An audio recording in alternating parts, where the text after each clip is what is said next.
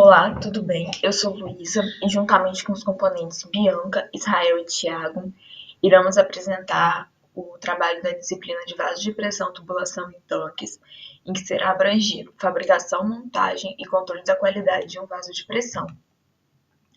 Durante o trabalho serão abordados a introdução, contendo os objetivos, o referencial teórico, contendo as etapas de fabricação e as referências do nosso trabalho.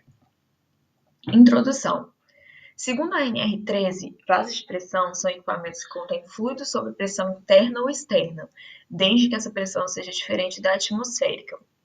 Os vasos de pressão começaram a ser utilizados em larga escala na Revolução Industrial, porém, naquela época, devido ao errado dimensionamento, ocorriam muitos acidentes.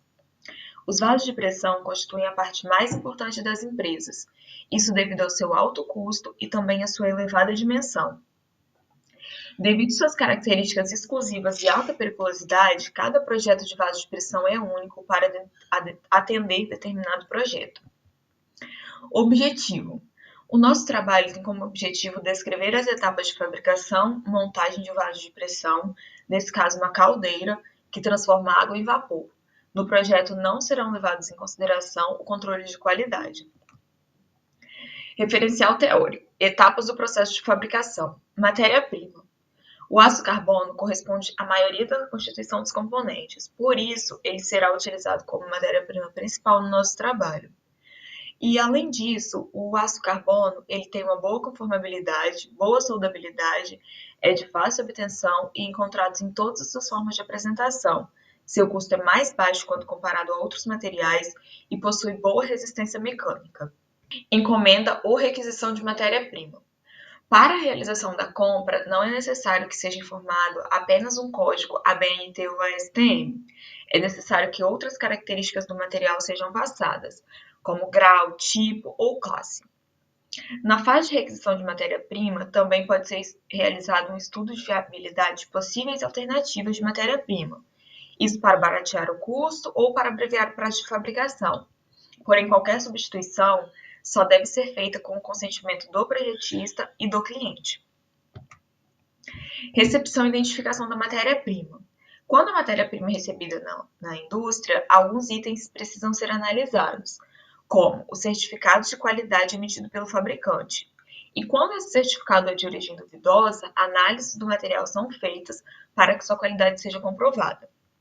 É realizada uma inspeção visual e dimensional de cada peça para confrontar com o que foi solicitado e é analisada a marcação codificada de identificação de cada chapa.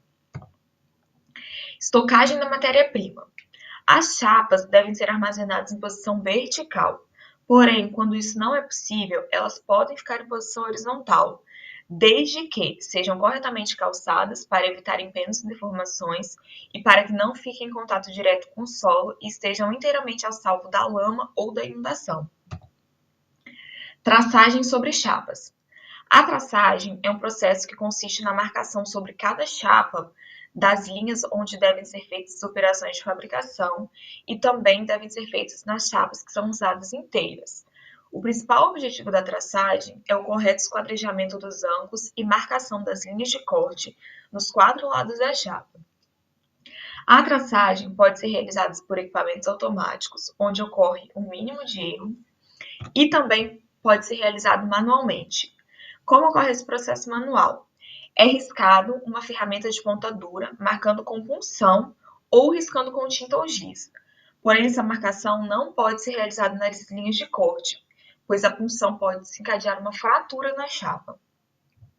E sempre que uma chapa for retalhada, ou seja, cortada, as marcas de identificação da usina siderúrgica devem ser obrigatoriamente transferidas para todos os pedaços. Isso por quê? Para que no futuro a chapa possa ser rastreada e os seus dados possam ser obtidos. Corte das chapas e preparação dos chanfros de solda. O corte das chapas, tubos de aço ou outros meios pode ser feito a maçarico com chama oxiacetilênica, pode ser feito pelo corte a plasma e pelo corte com eletrodo de carvão ou outros meios. E quando a chapa é plana, pode ser feito manualmente através de guilhotinas. Através da técnica com chama oxiacetilênica, é possível fazer cortes com qualquer traçado. e preparar simultaneamente a borda da chapa para a solda, desde que o perfil do chanfre seja convexo e formado por segmentos de retas, como nós podemos observar na figura. Conformação de chapas e de outros componentes. A conformação de chapas, tubos, perfis ou outros componentes compreende, entre outros processos, o processo de calandragem, prensagem, dobramento, estampagem e, no caso da fabricação de vasos de pressão, o curvamento. Antes de começar a calandragem propriamente dita, deve-se curvar as extremidades da chapa para facilitar a passagem nos rolos e evitar que fiquem trechos planos. A calandragem de chapas deve ser feita de preferência e sempre que possível na direção de laminação da chapa. Qualquer conformação por prensagem ou rebordeamento resulta em grande variação da espessura em relação à chapa plana. Essa variação de espessura deve ser levada em consideração no projeto. Já o rebordeamento exige muito cuidado em chapas cladeadas, porque nesse tipo de chapa, o rebordeamento pode prejudicar severamente o revestimento. Os processos de dobramento e estampagem são empregados principalmente para chapas finas, na fabricação de painéis, de bandejas, borbulhadores e outros internos do vaso de pressão, como elementos estruturais, como vigas internas, reforços de vácuo e suportes. Após o processo de conformação, é importante a limpeza da chapa, pois partículas oriundas do processo podem ficar presas na superfície e essas partículas constituirão uma causa importante de corrosão localizada por pits. Após também o processo de conformação, é importante uma cuidadosa verificação dimensional da chapa. A verificação é muito importante à confecção de gabaritos de madeira ou de chapas finas. Tópico 8. Qualificação dos procedimentos e dos soldadores e inspetores de soldagem. Todo processo de soldagem, antes de ser iniciado, ele tem que passar por uma preparação. Tem que ser feita uma qualificação de todos os procedimentos de soldagem, bem como também todos os soldadores, operadores e as máquinas de soldagem que serão usadas.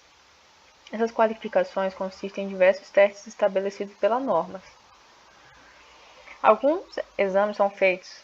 Os exemplos deles é o exame visual, a radiografia, exame de ultrassom e a partícula magnética e líquido penetrante. Utilizamos a radiografia total quando e normalmente é exigida em todas as soldas de topo. Ela é recomendada também nos casos em que a penetração total das soldas é exigida ou recomendada em todas as soldas de parede de vaso de pressão. Todas as soldas elas devem ser inspecionadas por partícula magnética, tanto por via fluorescente, inclusive também as temporárias. Tópico 9, ele traz as qualificações dos procedimentos dos operadores e inspetores de exames não destrutivos. As soldas dos vasos de pressões elas devem ser submetidas a exames não destrutivos para a detecção de possíveis defeitos. Essas inspeções são a inspeção visual, que pode ser com ou sem auxílio de aparelhos ópticos, ou de iluminação especial. Inspeção com líquidos penetrantes é um outro tipo de inspeção. A inspeção com partículas magnéticas, a inspeção de radiografia, que pode ser parcial por amostragem ou total, e a inspeção por ultrassom.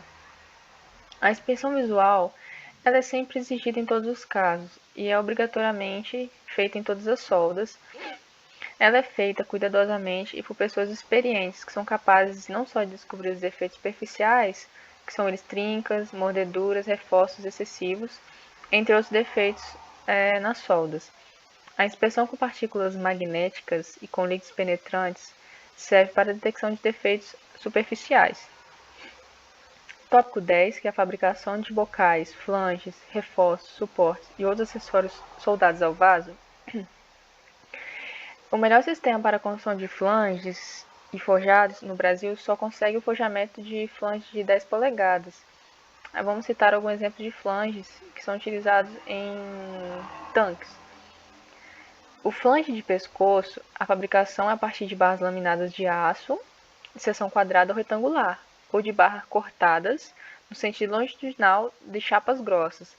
A norma ela exige que as barras sejam conformadas em anel As extremidades sejam soldadas ao topo, que formam um anel fechado, e as faces da chapa original sejam resultantes paralela ao eixo do flange acabado.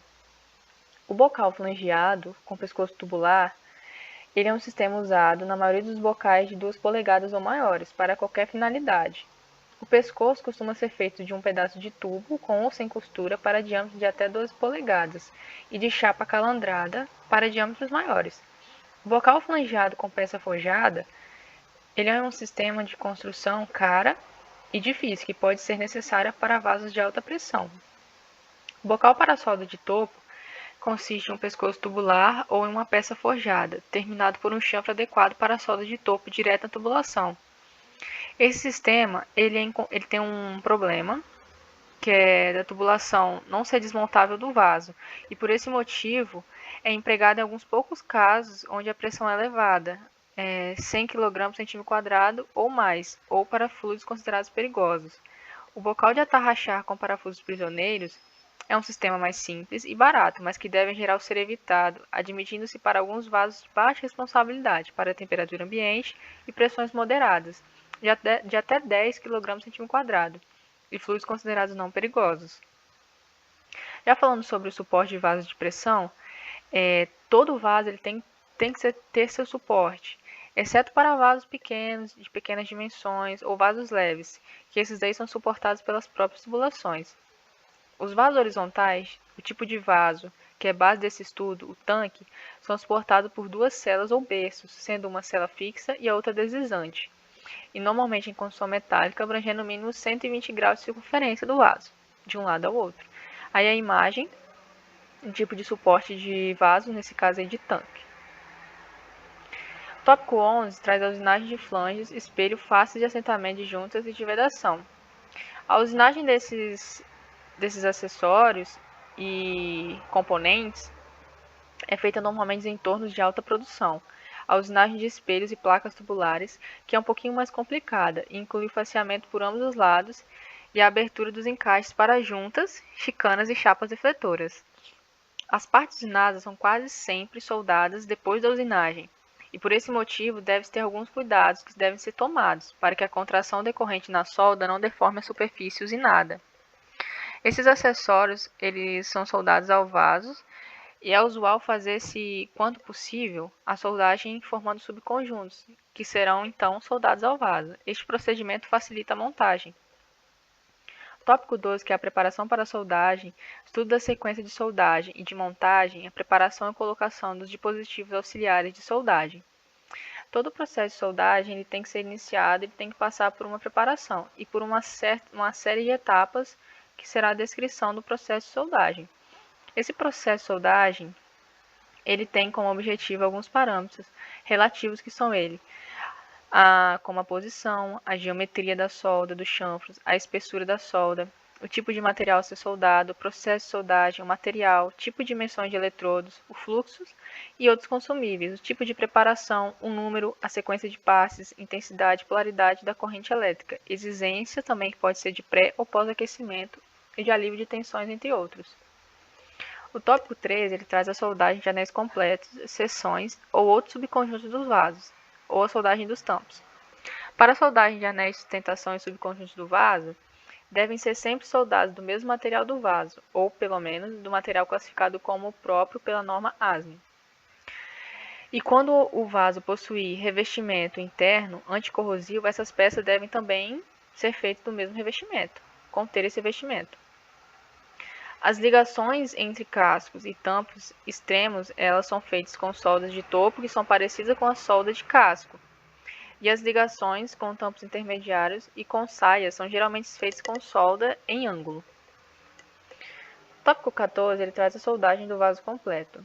Todas as soldas de emenda de chapas, em cascos e tampos de vasos de pressão devem ser de soldas de topo, de penetração total e feitas sempre que possível por ambos os lados. Quando as dimensões do vaso não permitirem a soldagem pelo lado interno, a solda pode ser feita apenas de um lado, o externo, devendo nesse caso adotar um procedimento de soldagem que garanta a penetração total e a qualidade da solda na raiz. Na prática de fabricação de vasos de pressão, muitos fabricantes adotam processos automáticos, que são fáceis e que são mais econômicos. São as soldas principais de casco, que são soldas extensas, e processos manuais, que são adotados para soldas de bocais, suportes e acessórios internos. Agora eu vou estar falando sobre soldagem de bocais, flanges, reforços, anéis de vácuo e outros acessórios soldados internos e internos. Todas as soldas que são feitas no vaso de pressão devem ser feitas em locais que não tenham dificuldade de execução e que seja fácil sua inspeção para que não haja necessidade de desmontar peças internas do vaso. As soldas nos cascos e nos tampos devem ser dispostas de forma que não interfiram ou não se superponham com as soldas dos suportes do vaso, bocais de visita, reforços, nem com as soldas de qualquer outra peça interna ou externa soldada à parede do vaso. Em vasos horizontais, não pode haver soldas longitudinais do casco na parte inferior do casco. A parte de inspeção ou de exames não destrutivos e reparos de solda. Todas as soldas dos vasos de pressão, depois de completadas, devem ser submetidas a exames não destrutivos para a detecção de possíveis defeitos. Em ordem crescente de confiabilidade, são os seguintes métodos de inspeção de soldas empregados na prática. A inspeção visual, que pode ser sem ou com auxílio de aparelhos ópticos ou de iluminação especial. A inspeção com líquidos penetrantes ou dye check. A terceira, inspeção com partículas magnéticas ou magnetic particles. A quarta, inspeção radiográfica parcial por amostragem ou total. E a quinta, inspeção por ultrassom.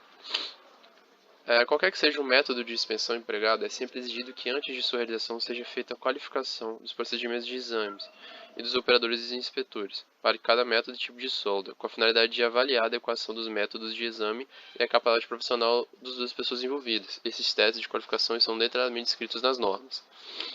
Como consequências da inspeção e dos exames feitos, podem ser necessários alguns reparos da matéria-prima antes de sua utilização. Esses reparos são principalmente o desempenho e o desamassamento das chapas e reparos de solda de efeitos superficiais internos. Todos os reparos devem ser feitos com os devidos cuidados para não prejudicar o material.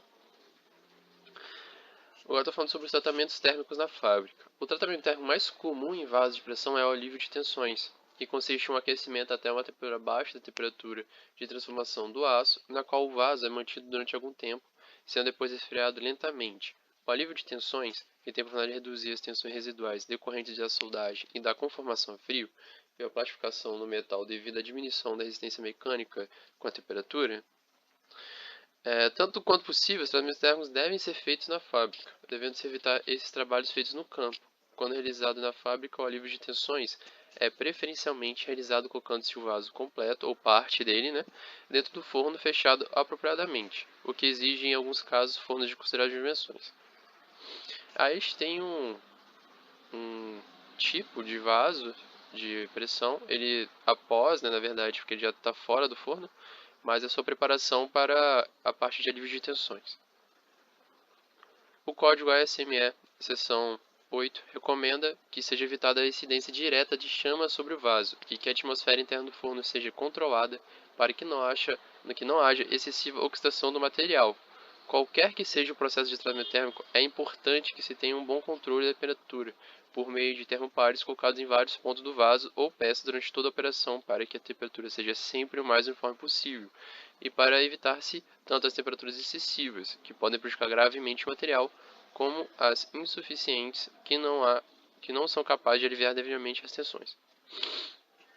Aqui um exemplo de forno para tratamento térmico de vasos de pressão. E agora está falando sobre fabricação e instalação de acessórios não soldados ao vaso. A fabricação e instalação de acessórios diversos não soldados ao vaso é o caso dos turcos para bocas de visita e para a remoção das peças internas, tampas de bocas de visita, peças internas imutáveis, misturadores, instrumentadores, etc. A limpeza externa e interna do vaso. A limpeza completa, externa e externa do vaso, caso necessário, ou quando solicitado o pedido de compra do vaso, deve ser também feita uma pintura externa e anticorrosiva. Teste de pressão e de estanqueidade. Para qualquer vaso de pressão é obrigatório a execução de um teste de pressão para a verificação da estanqueidade do vaso, depois da completa e sua fabricação e montagem. Essa é uma exigência geral de todas as normas de vaso de pressão. O teste pode ser feito com ar comprimido, o teste pneumático, ou parcialmente com água e ar comprimido, o teste hidropneumático. O emprego do ar comprimido é muito perigoso, porque a compressão do ar acumula energia potencial, e dessa forma, havendo alguma falha ou vazamento no vaso, é necessário que decorra um tempo longo, com grande saída de ar até que a pressão interna se iguale à pressão atmosférica. A liberação súbita da energia acumulada, no caso de uma falha, pode provocar uma explosão com o lançamento de estilhaços do vaso, às vezes a grande distância. Por esse motivo, essas alternativas, como o uso do ar comprimido, devem, em princípio, ser proibidas, permitindo somente nos raros casos em que o teste convencional com água for completamente impossível. É os casos de impossibilidade, que são os mais frequentes. Vasos de grande volume para gases montados no campo, cujos suportes e fundações não resistem ao peso do vaso cheio de água. Vasos de alguns materiais ou para alguns serviços onde não se possa tolerar nenhum vestígio residual de água ou de umidade no interior do vaso. O teste de pressão com água não oferece risco de explosão ou estilhaçamento, porque os líquidos são incompressíveis não havendo acima acumulação de energia. O teste de estanqueidade deve ser feito na fábrica, exceto para os vasos enviados em partes ao local da instalação e que têm montagem no campo. Na grande maioria dos casos, esse teste é feito enchendo-se completamente o vaso com água e aplicando-se a pressão de teste hidrostático. A água para o teste deve ser doce, limpa e neutra, pois o emprego de água salgada, salobra ou poluída pode causar graves problemas de corrosão, mesmo para materiais existentes, devido à impossibilidade de se drenar e secar completamente o vaso. Para os vasos de qualquer tipo de aço inoxidável ou com revestimento desses materiais, deve ser exigido que a água do teste não tenha mais de 25 ppm de cloreto. Em alguns vasos de aços inoxidáveis, pode ser necessário adicionar bioácidos na água do teste para o controle de algas, fungos e bactérias, com a finalidade de prevenir a decorrência de corrosão bacteriológica. Essa providência é importante principalmente quando for prevista a permanência de água no teste durante muito tempo no interior do vaso, ou quando ele não puder ser totalmente drenado. Depois de completado o teste hidrostático, o vaso deve ser esgotado o mais cedo possível devido à possibilidade de corrosão bacteriológica e de outros efeitos deletérios sobre o material, quando a água fica por longo tempo retida dentro do vaso, ou não é completamente drenado. Essa recomendação choca-se muitas vezes com a necessidade que pode haver de manter-se o peso da água por algum tempo para a observação de recálculos e fundação nos casos em que o teste é feito no campo, com o vaso sobre a sua base. As normas exigem que seja sempre feito um registro formal, o teste hidrostático, onde deve constar a identificação do vaso de pressão, o fluido empregado, a pressão de teste, a data de duração do teste, a anotação, se for o caso, de qualquer irregularidade observada e a assinatura do inspetor. A parte de inspeção dimensional final do vaso. A verificação dimensional final pode conferir não só as dimensões do projeto do vaso, como também as tolerâncias dimensionais admitidas. Essa verificação deve ser feita após o teste hidrostático, porque este teste pode, em alguns casos, introduzir pequenas deformações no equipamento. Para os vasos submetidos a tratamento térmico, deve ser observado que qualquer tratamento térmico também introduz pequenas alterações dimensionais. Bom, agora eu vou falar sobre a aplicação de revestimentos especiais, metálicos ou não metálicos. A aplicação de revestimentos internos especiais, quando for o caso, para a maioria dos revestimentos anticorrosivos não metálicos, eles exigem uma limpeza interna rigorosa, seguida de esmerilhamento das soldas, arestas e de outras partes irregulares do equipamento, e de jateamento de metal branco. Nos vasos com revestimentos não metálicos, em geral, devem ser evitados bocais com diâmetros inferiores a 6 polegadas, pois são difíceis ou até mesmo impossíveis de revestir adequadamente por dentro. Já os revestimentos metálicos existem a tiras soldadas e por deposição de solda.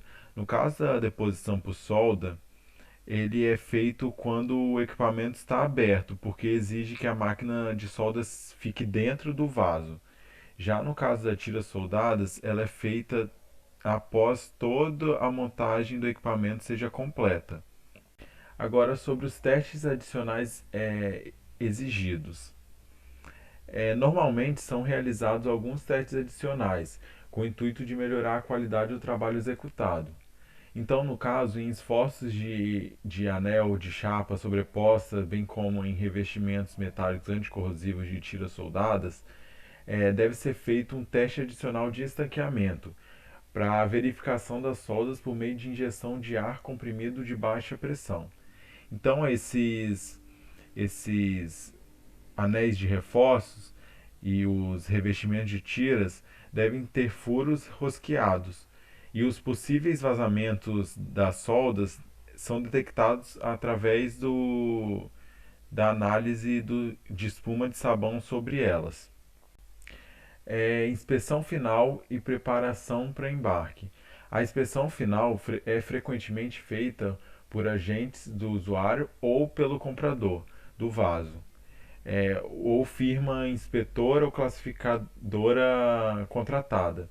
Nessa ocasião, deve ser exigido toda a documentação da fabricação do vaso.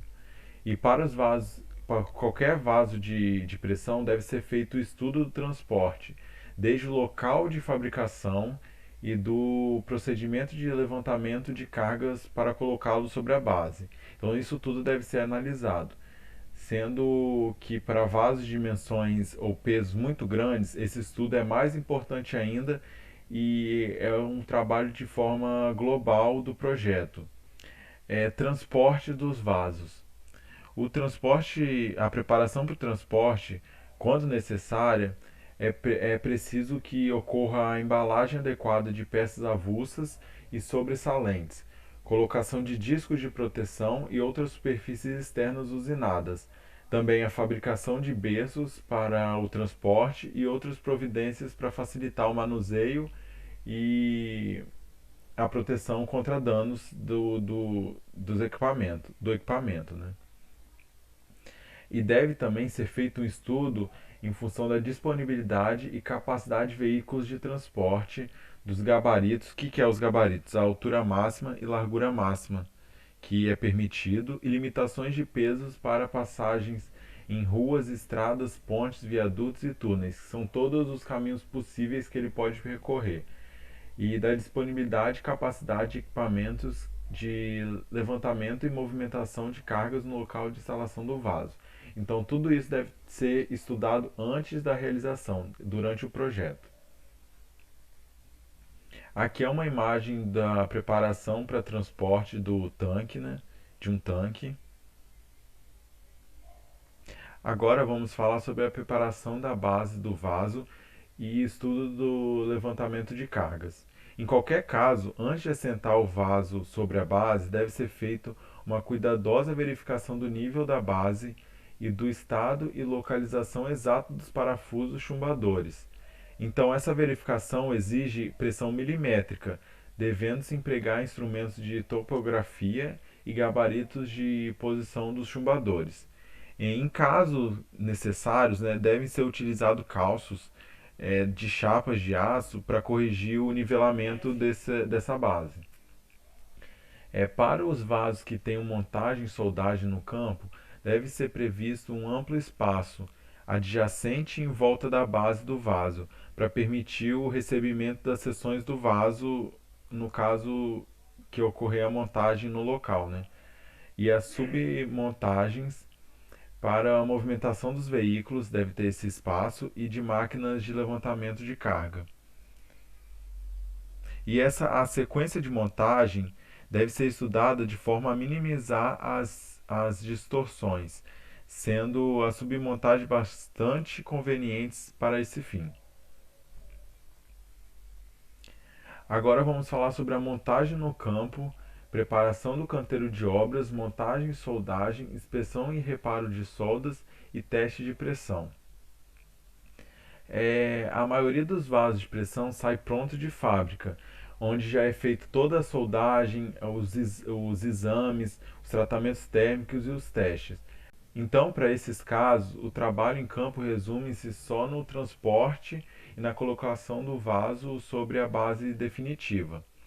Quando for o caso que seja inviável o transporte e movimentação do vaso inteiro, você deve realizar a divisão em seções desse equipamento, para que a montagem e a soldagem seja feita em campo.